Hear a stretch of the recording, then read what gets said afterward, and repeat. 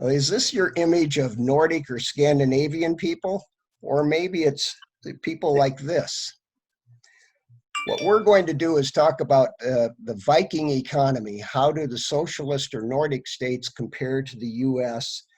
And the Nordic countries, by the way, are Denmark, Finland, Iceland, Norway, and Sweden.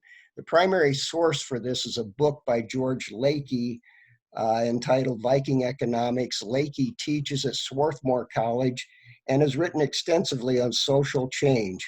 His wife is from Norway, and he lived in Norway for several years. I was able to meet George Lakey the other evening via a Zoom meeting, and that was a pleasure. The Nordic population, the Nordic countries have a combined population of about 27 million compared to 22 million for Florida. And please note that Iceland only has 343,000 people. The population is scattered across a large area with mountains, fjords, thousands of lakes, huge forests, much of the population is at or close to sea level. There's darkness for half the year. Norway and Finland border Russia. So while the big cities look like this with the gleaming skylines of Stockholm and Oslo, much of the region looks like this.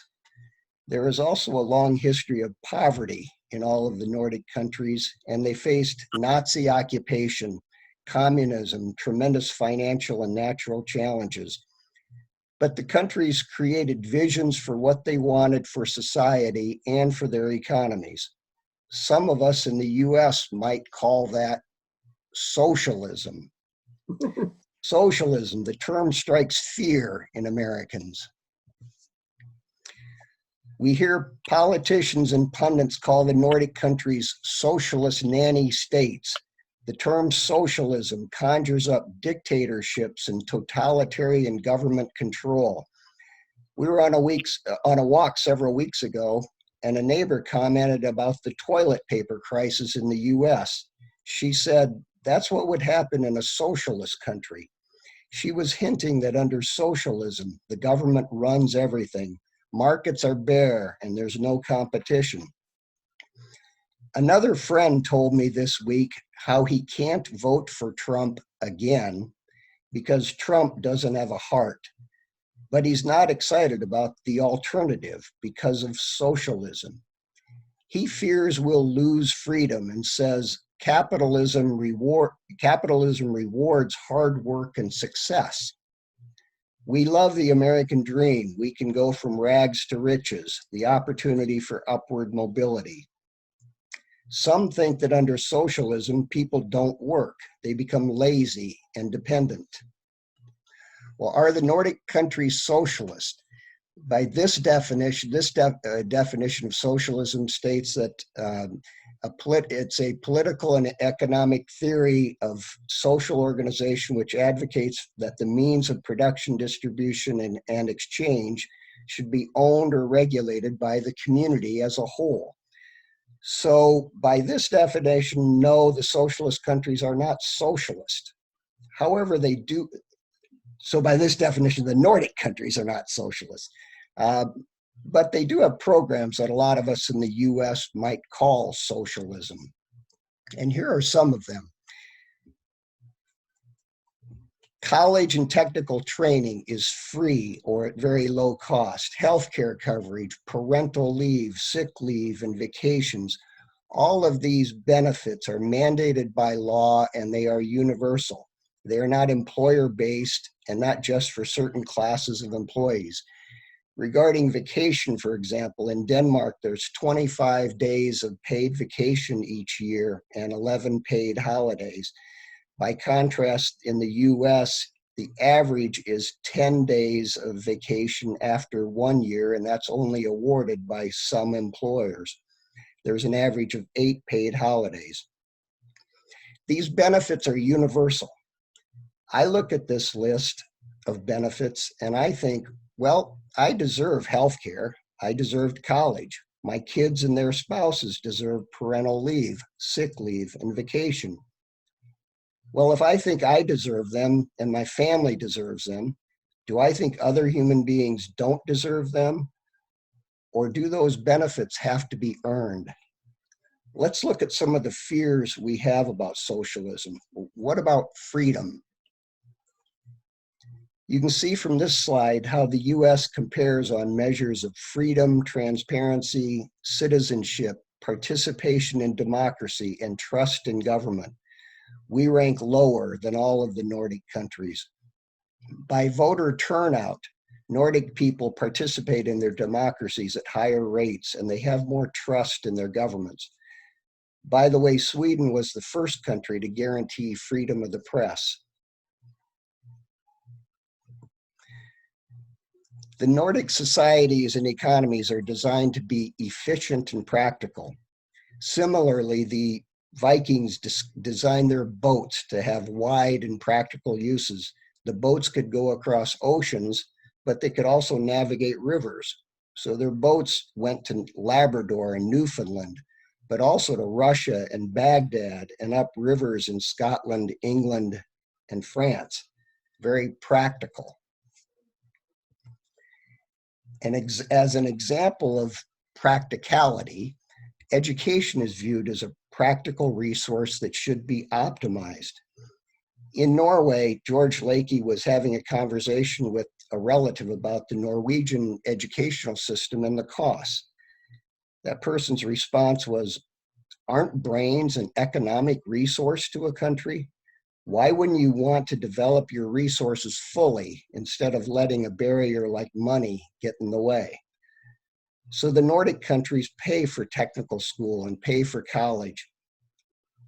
This graph shows that the US educational scores are behind all the Nordic countries but Sweden. Well, does this blend of capitalism and government programs work? Well, here's gleaming downtown Helsinki. Do businesses have the freedom needed to prosper and grow?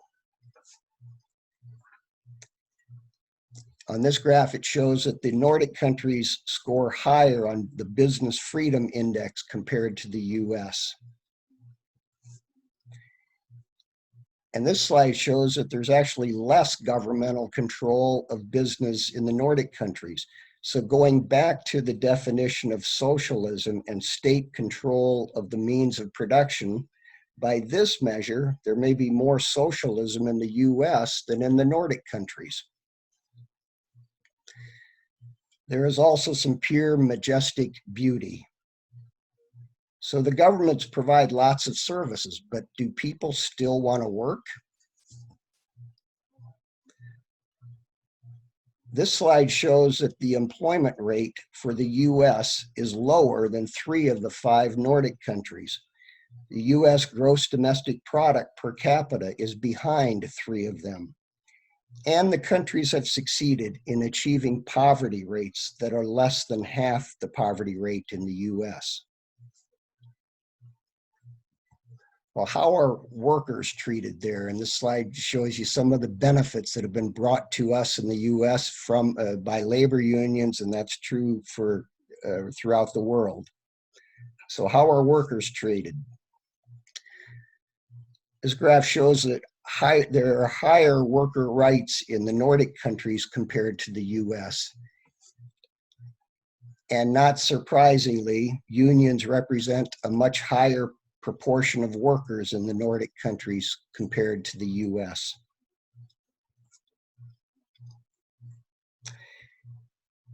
And while we saw earlier higher employment rates in most of the Nordic countries compared to the US, and often higher GDP production per worker, the workers in the Nordic countries spend far less time working. For example, in the US, the average is 1,783 hours worked per year compared to 1,424 in Norway. That's a difference of 359 hours per year, which leaves almost 9 weeks per year for leisure, family time, hobbies, rest, and recuperation. But yes, taxes are higher in the Nordic countries compared to the US, and take-home pay is lower.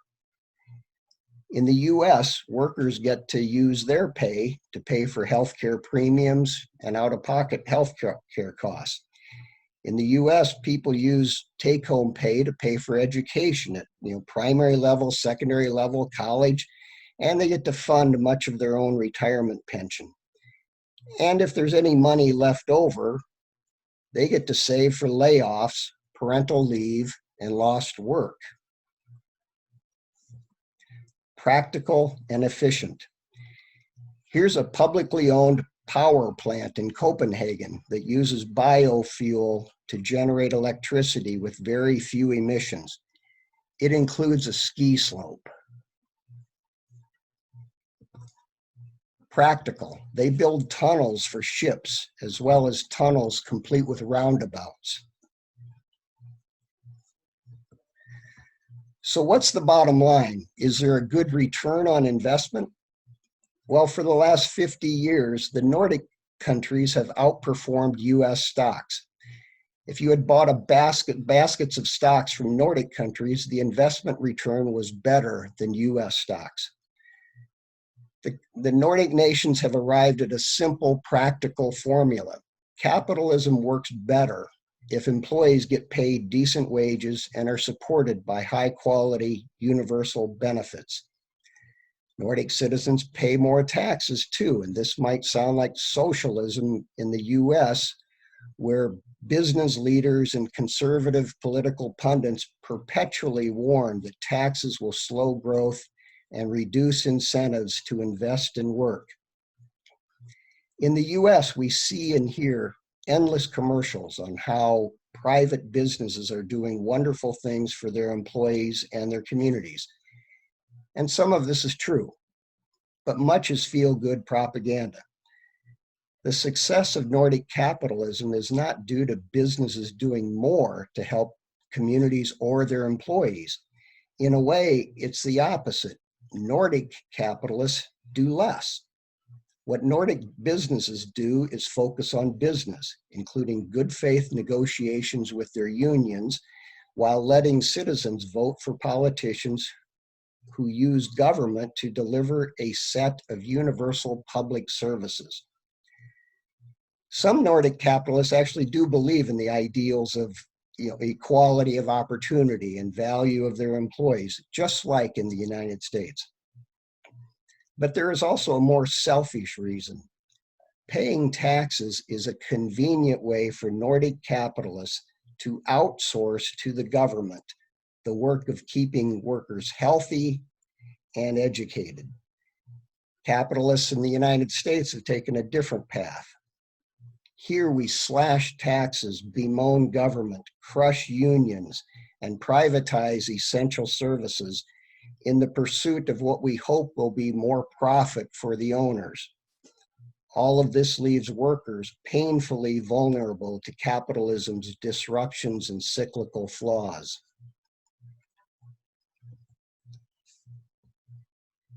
As this shows, capitalism works better if employees get paid decent wages and are supported with high-quality universal benefits that enable us to lead healthy and dignified lives with opportunity. Well, are the Nordic people happy? How are they doing? All of the Nordic countries outrank the US for happiness, life satisfaction, quality of life, mothers' lives, and raising children. For the third year in a row, Finland ranks as the happiest country in the world. Where the US ranks high is on the right, in the right column there, the Global Age Watch Index. That's how a country cares for the elderly. We rank high because of Social Security and Medicare, two socialist programs.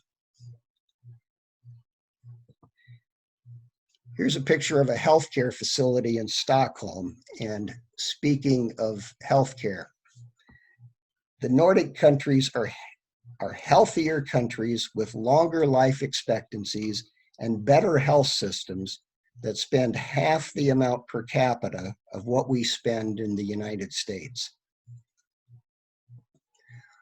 What about opportunity and upward mobility, what we call the American dream.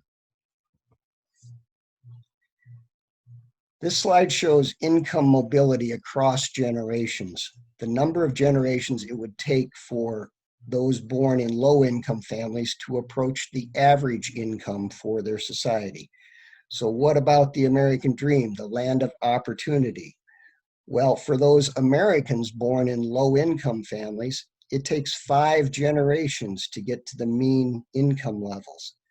You'll see that to the right of the gold bar there. This compares to 2 to 3 generations in Denmark, Norway, Finland, and Sweden, all to the very left of the graph. Americans think they have more opportunity for upward mobility, but in fact, Sweden, Denmark, Finland, and Norway all show greater upward mobility. Greater economic equality supports greater freedom. An April 3rd article in The Nation stated, "Ordinary Americans are taught to aim for success, yet they are often deprived of education, healthcare, a living wage, affordable housing, job security, and self-respect. They learn to blame themselves for their failure. If you can't get ahead, it's because you don't work hard enough, you don't study hard enough, you don't try hard enough." But let's return to George Lakey's book, Viking Economics. In that book, Lakey describes some of the things that happened in the Nordic countries to get where they are. One was they gained a rough agreement on a vision for a new society. They practiced inclusivity. They've used cooperative ownership models to prefigure that vision for their society. And they maintained a commitment to nonviolent struggle. Nordic countries have worked hard to include both urban and rural people, the business and labor people, and they've tried to be inclusive across generations and across ethnicities. Democracy works best when people participate. We often hear of the homogeneity in the Nordic countries, and by this measure, Nordic countries are currently more homogeneous than the US. But that is changing. Here's a picture of churches and mosques in the Nordic countries. And this table shows that as a percentage of population, there are more Muslims in Sweden, Denmark, and Norway than the United States.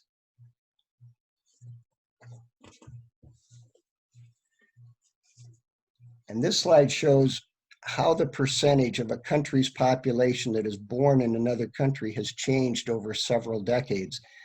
So now there's a higher percentage of foreign-born people in Sweden and Norway than in the United States. So the Nordic cultures are changing. I mentioned earlier co-ops. Something else they're doing is emphasizing cooperatives. Cooperatives allow the workers to retain the wealth and the consumers to retain that wealth. In Sweden, 75% of agricultural output is through co-ops. Housing co-ops account for 18% of housing. In Norway, co-ops sell 70% of the eggs and 80% of the timber and 76% of the groceries. More than 2 million Norwegians are co-op members. In Denmark, 97% of the milk is sold through cooperatives. In the US, we are proud of how generous we are and how much we give to charities here and around the world. And we should be. We're number 2, right behind Myanmar. In terms of foreign development aid, the US is number 2, just behind China. But on a per capita basis, Denmark, Finland, Norway, and Sweden are all ahead of the United States. In the United States, 33% of our foreign aid is military assistance. And as this slide shows, in terms of how much foreign assistance and foreign aid goes to poor countries to help them develop, the Nordic countries all rank higher than the United States. So we come to American capitalism. Can we learn and could we use some changes? Look at the issues that divide us and make people angry. Healthcare, threats to Social Security and Medicare, climate change, fears about the high cost of education and college debt, limited opportunity, low wages, job insecurity, no sick leave or parental leave, living paycheck to paycheck, bloated military spending, wealth and tax breaks all going to the rich, fears of ethnic and religious differences. From an editorial in the New York Times, it said, in the US today, well-positioned Americans now struggle under debilitating pressures. Poverty, homelessness, medical bankruptcy, addiction, and incarceration can be just a bit of bad luck away. Americans are told that this is freedom and that it is the most heroic way to live. It's the same message Finns were fed a century ago when communists wanted control. It's similar to the message Norwegians and Danes heard from the Nazis during World War II. Maybe it's time we tried some Viking economics here in the US. Thank you. And now I'm going to attempt to answer some of the questions that were presented. A question was, Norway can provide a lot of these services because the country has prospered from all the North Sea oil. Without that oil, would the country be doing so much? Well, oil was discovered in the 1960s, and Norway started enjoying that revenue from the oil in the late 60s and early 70s. But as George Lakey notes in the book, Norway curbed poverty, built a modern infrastructure, and provided good free healthcare, retirement benefits, and free education before oil was discovered. By the way, with that oil, Norway has created a trust with $1 trillion in it to serve as a rainy day fund when the oil runs out. By the way, also, there is a statue of FDR, Franklin Delano Roosevelt, in Oslo near the harbor and looking at the Peace Center. There was a question about homogeneity, and that is changing. I've heard that there's a backlash against immigrants, and so will the Nordic countries prohibit immigrants? The short answer to that is no, and there's an example in the book about an immigrant to Norway from Burundi. What they did there, they said to the individual, we will pay you a living wage while you spend a year learning the language, learning the culture. We'll provide you training for a job. We're going to locate you with the family, and it's probably going to be in a small town, and we'll help you find a job. Well, he was the only Black man in that rural town in Norway, but he stayed in the country, and he's since moved to Oslo and is active in Norwegian society. There's a cooperative insurance company in Sweden that markets specifically to the immigrant population. Sweden ranks #1, Norway #5, Finland #14 in accepting asylum seekers. The US is 16. So no, they're not going to cut off immigration. In fact, to prepare for this presentation, I did an opinion survey of people I know in the Nordic countries. One question was, do you think there are too many immigrants in your country? No one answered yes. One person answered maybe. And by the way, he's a Muslim immigrant. And most of the immigrants to the Nordic countries, by the way, come from other European countries, and but 30% come from Asia and Africa. Some of those immigrants come from war-torn Afghanistan, Iraq, Libya, Yemen, and elsewhere. So the best thing we could do is to stop those wars. Other migrants come from counties or countries with less economic opportunity. And the Nordic countries rank very high in foreign development and aid to those countries so they can develop economically. If we stop the wars and we help those countries become stronger, there's going to be less migration. It's a very practical approach. There is a question about gender equality, and in the book, Lakey acknowledges there's a way to go in the Nordic countries. But 4 of the 5 Nordic countries have had women prime ministers. Sweden is the exception, but that may change soon. In Finland, the cabinet is all women. Parental leave is granted to both mothers and fathers. And an average of in the parliaments of the countries, 40% of the members of parliament are women.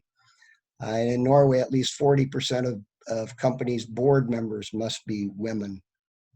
And there was another question about these countries are small and they're isolated and they're not subjected to globalism like we are here in the US. So, how can they deal with that? Well, there was an example in Iceland where Iceland, much of their economy was dependent upon fisheries, and those prices of fish are entirely global. Iceland looked at globalization and said, that's a race to the bottom if we try to beat them on price. So for a tiny economy, what they did instead was to say, we want our economy to serve our values and to serve the people. So we want equality and freedom and solidarity. So they built an economy with free education, and they provided people with good housing, and they provided good health care and a secure old age pensions. They were able to turn that country around to develop a full employment policy, and in a country with a population smaller than Omaha, Nebraska, they built their own airline. Another question came up about, how are they dealing financially with the coronavirus? Well, one of the things that happened in Denmark, the response very quickly was to essentially freeze the economy. And they provided up to 90% of the workers' salaries. The government guaranteed up to 90% of the workers' salaries.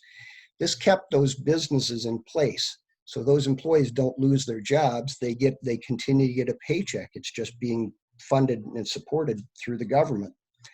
They work with the unions and employers, and the workers will give back 5 days of vacation.